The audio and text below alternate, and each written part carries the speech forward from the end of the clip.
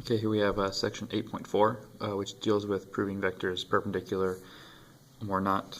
So our objectives, find the inner, or which is sometimes called the dot product, and the cross product of two vectors, and then determine whether those vectors are perpendicular. So the dot product of vectors in a plane, so if you have A and B are two vectors, vector A is A1, A2, and vector B is B1, B2, the dot product of A and B is defined as A1 times B1 plus A2 times B2. So since you're doing a product, you're going to multiply corresponding values and then add those values together. So a dot product will give you just a single number. It'll be a scalar value. Two vectors are perpendicular if and only if their inner or dot product is equal to 0. So let's look at the first example here.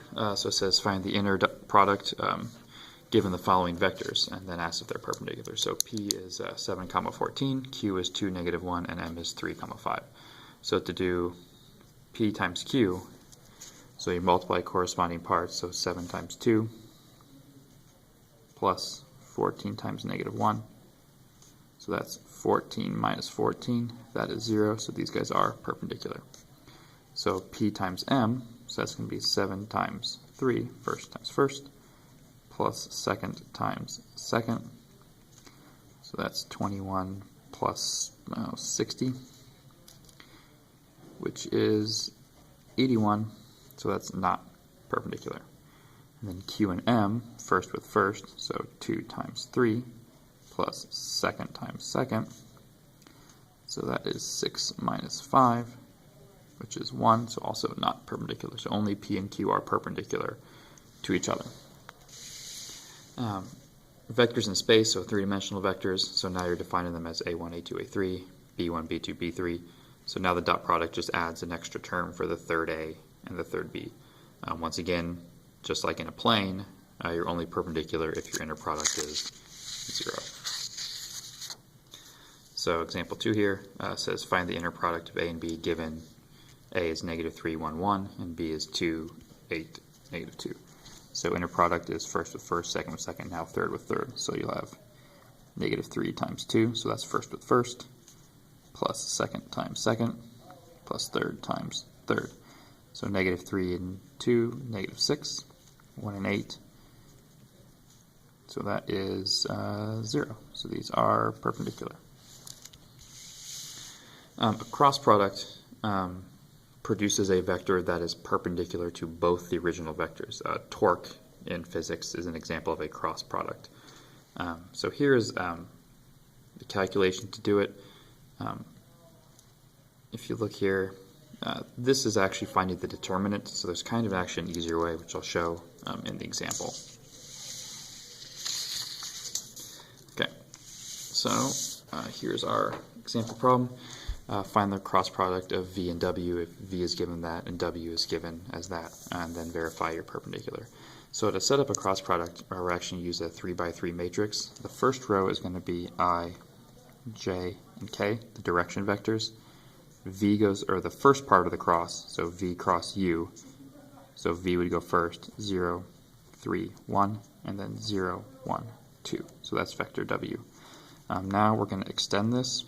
We're going to put another I column, 0, 0, and another J column, 3, 1. So we're going to multiply on diagonals. So we're going to multiply down this diagonal, I times 3 times 2. That's 6I. We're going to do J times 1 times 0.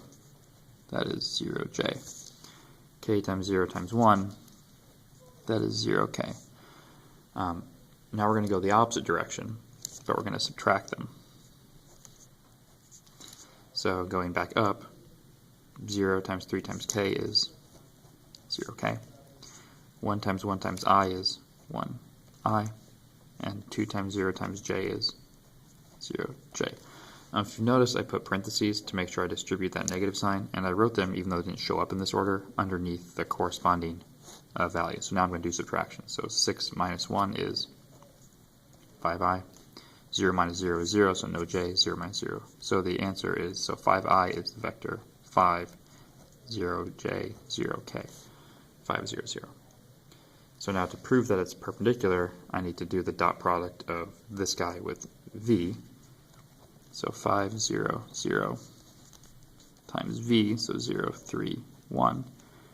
And then I do the same thing with w.